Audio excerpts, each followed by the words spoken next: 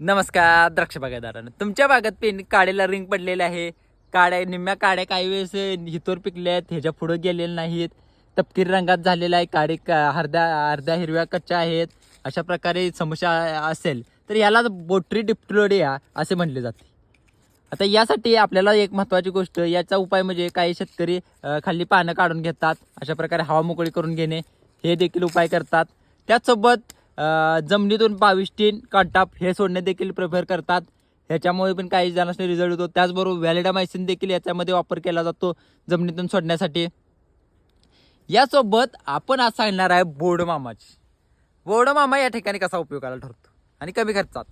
तर या सगळ्यासाठी आपण म्हणजे असे प्रॉब्लेम येतात ना, त्यावेळेला आपण ज्यावेळेला पाऊस झालेला असतो चांगल्या प्रकारे किंवा जमिनीत ओल बऱ्यापैकी चांगली झालेली असते ना, या दरम्यानच्या काळात आपण बोर्डमामा 0.5% जमिनीतून सोडून घेतो.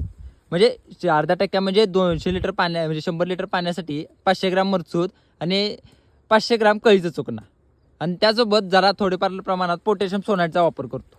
जेणेकरून आपल्याला अशा प्रकारच्या समस्या इथं कमी होऊन जाते, कारण की खर्च कमी होतो याच्यामुळे.